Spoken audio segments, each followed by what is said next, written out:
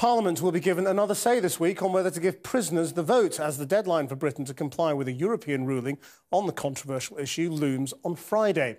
The UK's current blanket ban on prisoners voting has been ruled unlawful by the European Court of Human Rights. But last February, the Commons voted overwhelmingly for the ban to be maintained. Well, our Home Affairs correspondent Simon Israel is with me now. And David Cameron's been very clear that he doesn't want to give prisoners the vote. Is he going to get his way? He made perfectly clear last month that over his dead body would prisoners get the right to vote. Now, what's crucial is, as the deadline looms this week from the Council of Ministers, MPs will be presented with a bill with a series of options this week, probably on Thursday, although the Ministry of Justice won't confirm what's in the bill yet. But I understand the following options are to be proposed. The first is that the prisoners jailed for 4 years or less will get the vote, or prisoners in prison for less than 6 months or less will get the vote, or there will be no vote at all for any prisoners. Now, you have to remember, it's now 7 years since I accompanied John Hirst, who brought this case against the government, to Strasbourg for the government's final appeal, which it lost.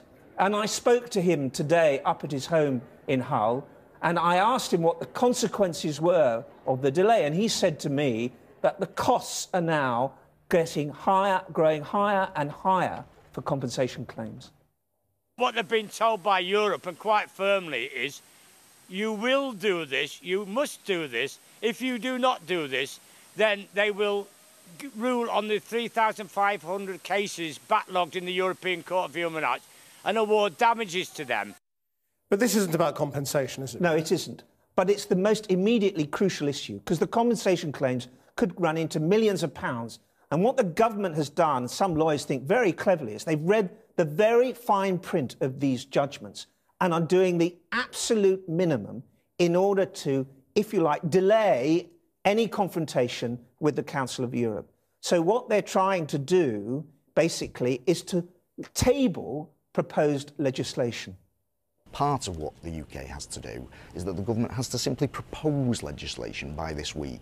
Once that happens, time will have ceased to tick on that requirement. The 6-month time limit for the UK will have passed, and essentially the government will have succeeded in making this a diplomatic game again in the Committee of Ministers in Strasbourg. So, and crucially, it'll buy the government time.